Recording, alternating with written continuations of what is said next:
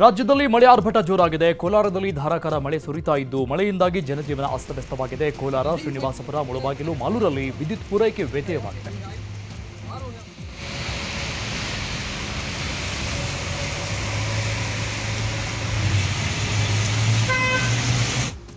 ವಿಜಯಪುರದಲ್ಲೂ ಭಾರಿ ಮಳೆಯಿಂದ ಜನರು ತತ್ತರಿಸಿ ಹೋಗಿದ್ದಾರೆ. ವಿಜಯಪುರ, ಬಬಲೇಶ್ವರ, ತಿಕೋಟ ಸೇರಿದಂತೆ ಜಿಲ್ಲೆಯಾದ್ಯಂತ ಭಾರಿ ಮಳೆ ಆಗ್ತಾ ಇದೆ. ರಸ್ತೆಗಳು ಕೆರೆಯಂತಾಗಿದ್ದು ವಾಹನ ಸವಾರರು ಹೈರಾಣಾಗಿದ್ದಾರೆ.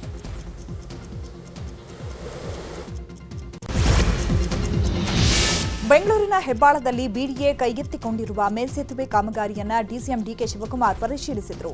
ಬ್ಯಾಪ್ಟಿಸ್ಟ್ ಆಸ್ಪತ್ರೆ ಬಳಿಯಿಂದ ಡಿಯೋ ಸ್ಕೂಟರ್ನಲ್ಲಿ ತೆರಳಿ ಡಿಸಿಎಂ ಡಿಕೆಶಿ ಪರಿಶೀಲನೆ ಮಾಡಿದರು. ಹೆಲ್ಮೆಟ್ ಧರಿಸಿ ದ್ವಿಚಕ್ರ ವಾಹನ ಚಲಾಯಿಸಿ ಕಾಮಗಾರಿಯ ಪರಿಶೀಲನೆ ಮಾಡಿದ್ದಾರೆ. ಡಿಸಿಎಂ ಡಿಕೆಶಿ ಹಿಂದೆ ಭೈರತಿ ಸುರೇಶ್ ಕುಳಿತಿದ್ದರು. ಆಗಸ್ಟ್ 10ರಂದು ಬಹುನಿರೀಕ್ಷಿತ ಮೆಟ್ರೋ ಹಳದಿ ಮಾರ್ಗ ಉದ್ಘಾಟನೆ ಆಗ್ತಾ ಇದೆ. ಹಳದಿ ಲೇನ್ ಮೆಟ್ರೋಗೆ ಪ್ರಧಾನಿ ಮೋದಿ ಚಾಲನೆ ಕೊಟ್ಟಿದ್ದಾರೆ. ಈ ಮಧ್ಯೆ ಇವತ್ತು ಡಿಸಿಎಂ ಡಿಕೆಶಿ ಹಳದಿ ಮಾರ್ಗದ ಮೆಟ್ರೋ ಲೈನ್ನ ಪರಿಶೀಲಿಸಿದರು. ಆರ್ವಿ ರಸ್ತೆ ಮೆಟ್ರೋ ನಿಲ್ದಾಣದಿಂದ ಬೊಮ್ಮಸಂದ್ರ ನಿಲ್ದಾಣದವರೆಗೆ ಮೆಟ್ರೋದಲ್ಲಿ ಡಿಸಿಎಂ ಡಿಕೆಶಿ ಪ್ರಯಾಣ ಮಾಡಿ ಪರಿಶೀಲಿಸಿದರು. ಈ ವೇಳೆ ಇದು ರಾಜ್ಯ ಮತ್ತು ಕೇಂದ್ರ ಸರ್ಕಾರದ ಕಾರ್ಯಕ್ರಮ, ನಾವೇ ಪ್ರಧಾನಿಗೆ ಪತ್ರ ಬರೆದಿದ್ದೆವು, ಅವರು ಆಗಸ್ಟ್ 10ಕ್ಕೆ ಟೈಮ್ ಅನ್ನ ಕೊಟ್ಟಿದ್ದಾರೆ ಅಂತ ಹೇಳಿದರು.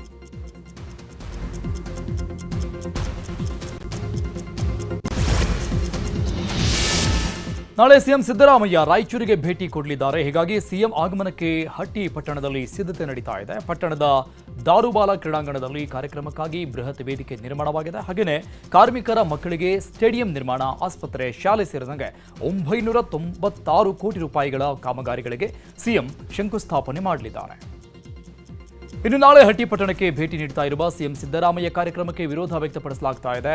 ಸಿಪಿಐಎಂಎಲ್ ರೆಡ್ ಸ್ಟಾರ್ ಸಂಘಟನೆ ನಾಯಕ ಆರ್ ಮಾನಸಯ್ಯ ನೇತೃತ್ವದಲ್ಲಿ ಪ್ರತಿಭಟನೆ ನಡೆಯಲಿದೆ.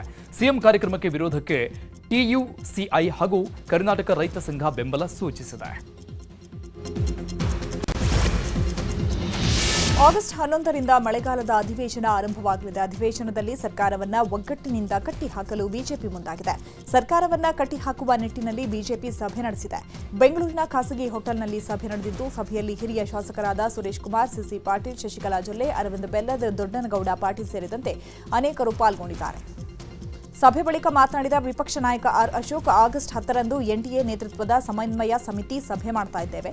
ಇವತ್ತಿನ ಸಭೆಯಲ್ಲಿ ವಿಧಾನಸಭಾ ಅಧಿವೇಶನದಲ್ಲಿ ಚರ್ಚೆ ಮಾಡಬೇಕಾಗಿರುವ ವಿಚಾರಗಳ ಬಗ್ಗೆ ಮಾತುಕತೆ ನಡೆಸಿದ್ದೇವೆ. ಆ ವಿಚಾರಗಳನ್ನು ಎನ್ಡಿಎ ಸಭೆಯಲ್ಲಿ ಚರ್ಚೆ ಮಾಡಿ ಅಂತಿಮಗೊಳಿಸುತ್ತೇವೆ. ಎನ್ಡಿಎ ಸಭೆಯಲ್ಲಿ ಕೇಂದ್ರ ಸಚಿವ ಕುಮಾರಸ್ವಾಮಿ ಇಲ್ಲವೇ ಜೆಡಿಎಸ್ ಮುಖಂಡ ನಿಖಿಲ್ ಕುಮಾರಸ್ವಾಮಿ ಭಾಗಿಯಾಗ್ತಾರೆ ಅಂತ ಹೇಳಿದರು. ಅದನ್ನ ಮತ್ತೊಮ್ಮೆ ಎನ್ಡಿಎ ಮತ್ತು ನಾವು ಅಂದರೆ ಜೆಡಿಎಸ್ ಮತ್ತು ನಾವು ಅವತ್ತು ಅದಕ್ಕೆ ಅನುಮೋದನೆಯನ್ನು ತಗೊಂಡ್ಮೇಲೆ ವಿಧಾನಸಭೆಯಲ್ಲಿ ಇದನ್ನು ನಿಲುವಳಿ ಸೂಚನೆಗಳನ್ನು ಮತ್ತು 69 ಮುಖಾಂತರ ರಾಜ್ಯದ ಜನರ ಪಾಲಿಗೆ ಸತ್ತೋಗಿರೋ ಸರ್ಕಾರವನ್ನು ಬೀದಿಗೆ ತರುವಂಥ ಕೆಲಸವನ್ನು ಮಾಡ್ತೀವಿ. ಕುಮಾರಸ್ವಾಮಿಯವರು ಬರ್ತಾರೆ. ಅವ್ರು ಬಂದಿಲ್ಲ ಅಂದರೆ ನಿಖಿಲ್ ಕುಮಾರಸ್ವಾಮಿಯವರು ಮತ್ತು ಅವರ ಶಾಸಕಾಂಗ ಪಕ್ಷದ ನಾಯಕರುಗಳು ಸಭೆಗೆ ಬರ್ತಾರೆ.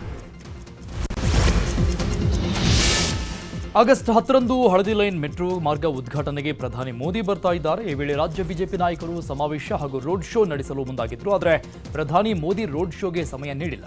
ಈ ಹಿನ್ನೆಲೆಯಲ್ಲಿ ರೋಡ್ ಶೋವನ್ನು ರಾಜ್ಯ ಬಿಜೆಪಿ ಕ್ಯಾನ್ಸಲ್ ಮಾಡುವ ಸಾಧ್ಯತೆ ಇದೆ.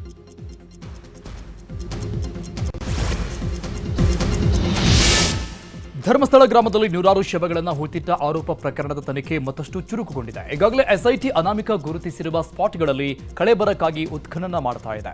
ಇವತ್ತು ಪಾಯಿಂಟ್ 11 ಹಾಗೂ 12ರಲ್ಲಿ ಉತ್ಖನನ ಮುಗಿಸಿ ಎಸ್ಐಟಿ ಟೀಮ್ ವಾಪಸ್ಸಾಗಿದೆ. ಇವತ್ತು 11 ಹಾಗೂ 12ನೇ ಪಾಯಿಂಟ್ನಲ್ಲಿ ಉತ್ಖನನ ನಡೆಸಲಾಗಿತ್ತು. 2 ಪಾಯಿಂಟ್ನಲ್ಲೂ 5 ಅಡಿ ಗುಂಡಿ ತೆಗೆದರೂ ಅಸ್ಥಿಪಂಜರ ಸಿಕ್ಕಿಲ್ಲ. ಹೀಗಾಗಿ ನಾಳೆ 13ನೇ ಪಾಯಿಂಟ್ನಲ್ಲಿ ಉತ್ಖನನ ನಡೆಸಲಾಗುತ್ತೆ. ದೂರುದಾರ ವ್ಯಕ್ತಿಯನ್ನ ಎಸ್ಐಟಿ ಅಧಿಕಾರಿಗಳು ಬೆಳ್ತಂಗಡಿ ಎಸ್ಐಟಿ ಕಚೇರಿಗೆ ಕರೆದುಕೊಂಡು ಹೋಗಿದ್ದಾರೆ. ಬಾಲಕಿ ಶವ ಹೂತು ಹಾಕಿದ್ದಾರೆ ಅಂತ ಸಾಮಾಜಿಕ ಕಾರ್ಯಕರ್ತ ಜಯಂತ ಟಿ ಧರ್ಮಸ್ಥಳ ಠಾಣೆಗೆ ನಿನ್ನೆ ದೂರು ಕೊಟ್ಟಿದ್ರು. ಸದ್ಯ ಈ ಪ್ರಕರಣವನ್ನ ಎಸ್ಐಟಿಗೆ ಒಪ್ಪಿಸಿ ರಾಜ್ಯ ಪೊಲೀಸ್ ಮಹಾನಿರ್ದೇಶಕರು ಆದೇಶ ಹೊರಡಿಸಿದ್ದಾರೆ. ಘಟನೆಗೆ ತಾನೇ ಪ್ರಮುಖ ಸಾಕ್ಷಿ ಅಂತ ಜಯಂತ ಟಿ ದೂರಿನಲ್ಲಿ ಉಲ್ಲೇಖಿಸಿದ್ದಾರೆ. ಪ್ರಕರಣದ ಬಗ್ಗೆ ಮೊದಲು ಎಸ್ಐಟಿಗೆ ದೂರು ಕೊಡಲು ಹೋಗಿದ್ರು. ಆದರೆ ಪ್ರಕರಣ ನಡೆದ ಠಾಣೆಗೆ ಮೊದಲು ದೂರು ಸಲ್ಲಿಸುವಂತೆ ಎಸ್ಐಟಿ ಸೂಚಿಸಿತ್ತು. ಸದ್ಯ ಇದೇ ಪ್ರಕರಣವನ್ನ ಇದೀಗ ಎಸ್ಐಟಿಗೆ ಒಪ್ಪಿಸಲಾಗಿದೆ.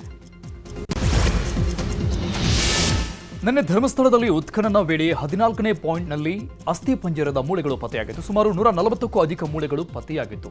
ನಿನ್ನೆಯೇ ಉಡುಪಿಯ ಮಣಿಪಾಲದಲ್ಲಿರುವ ಕೆಎಂಸಿಗೆ ಮೂಳೆಗಳನ್ನು ರವಾನೆ ಮಾಡಲಾಗಿದೆ. ಹಿರಿಯ ವಿಧಿವಿಜ್ಞಾನ ತಜ್ಞರು ಮೂಳೆಗಳನ್ನು ಪರಿಶೀಲನೆ ಮಾಡುತ್ತಿದ್ದಾರೆ. ಧರ್ಮಸ್ಥಳ ಶವ ಉತ್ಖನನ ಕೇಸ್ನಲ್ಲಿ ಸಹಾಯಕ ಆಯುಕ್ತೆ ಮತ್ತು ಎಸ್ಐಟಿ ಟೀಮ್ ಮಧ್ಯೆ ಗೊಂದಲ ಏರ್ಪಟ್ಟಿತ್ತಂತೆ. ನಿನ್ನೆ 11ನೇ ಪಾಯಿಂಟ್ ಉತ್ಖನನದ ಬದಲು ಹೊಸ ಸ್ಥಳ ಮಹಜರಿಗೆ ಹೊರಟಂತಹ ಎಸಿ ಸ್ಟೆಲಾ ವರ್ಗೀಸ್ ನಡೆಗೆ ಎಸ್ಐಟಿ ವಿರೋಧ ವ್ಯಕ್ತಪಡಿಸಿದೆಯಂತೆ. ನಿನ್ನೆ ಸ್ಥಳ ಹುಡುಕಾಟದ ವೇಳೆ ಭೂಮಿಯ ಮೇಲೆ ಪುರುಷನ ಅಸ್ಥಿಪಂಜರ ಸಿಕ್ಕಿತ್ತು. 1 ವರ್ಷದ ಒಳಗಿನ ಅಸ್ಥಿಪಂಜರ ಆಗಿರೋ ಸಾಧ್ಯತೆ ಎಂದ ಫಾರೆನ್ಸಿಕ್ ಟೀಮ್ ಅಭಿಪ್ರಾಯಪಟ್ಟಿತ್ತು. ಈ ವೇಳೆ ಧರ್ಮಸ್ಥಳ ಠಾಣೆಗೆ ಸೇರಿದ ಯುಡಿಆರ್ ಪ್ರಕರಣ ಅಂತ ಎಸ್ಐಟಿ ವಾದ ಮಾಡಿದೆ. ಆದರೆ ಅನಾಮಿಕ ತೋರಿಸಿದ ಕಾರಣ ಎಸಿ ಮಹಜರಿಗೆ ಸೂಚನೆ ನೀಡಿದ್ರು. ಈ ವೇಳೆ ಕೆಲಕಾಲ ಎಸಿ ಸ್ಟೆಲಾ ಮತ್ತು ಎಸ್ಐಟಿ ಟೀಮ್ ಮಧ್ಯೆ ಗೊಂದಲ ಏರ್ಪಟ್ಟಿತ್ತು. ಗೃಹ ಸಚಿವ ಡಾಕ್ಟರ್ ಜಿ ಪರಮೇಶ್ವರ್ ನಿವಾಸಕ್ಕೆ ಧರ್ಮಸ್ಥಳದ ರಹಸ್ಯ ತನಿಖೆ ನಡೆಸ್ತಾ ಇರುವ ಎಸ್ಐಟಿ ಮುಖ್ಯಸ್ಥ ಪ್ರಣಬ್ ಮೊಹಾಂತಿ ಭೇಟಿ ಕೊಟ್ಟಿದ್ರು. ಬೆಂಗಳೂರಿನ ಸದಾಶಿವನಗರದಲ್ಲಿರುವ ನಿವಾಸಕ್ಕೆ ಭೇಟಿ ಕೊಟ್ಟ ಮೊಹಾಂತಿ ಕೆಲಕಾಲ ಚರ್ಚೆ ಮಾಡಿದ್ದಾರೆ. ಮೊಹಾಂತಿ ಭೇಟಿಯಾಗಿರುವ ಬಗ್ಗೆ ಪ್ರತಿಕ್ರಿಯೆ ನೀಡಿರುವ ಸಚಿವ ಪರಮೇಶ್ವರ್, ಮೊಹಾಂತಿಯವರು ನನ್ನನ್ನು ಭೇಟಿಯಾಗಿ ಧರ್ಮಸ್ಥಳ ಪ್ರಕರಣದ ಬಗ್ಗೆ ಏನೂ ಚರ್ಚೆ ಮಾಡಿಲ್ಲ. ಕೇಂದ್ರ ಸೇವೆಗೆ ಹೋಗ್ತಾ ಇರೋ ಬಗ್ಗೆ ಚರ್ಚೆ ಮಾಡಿದ್ರು.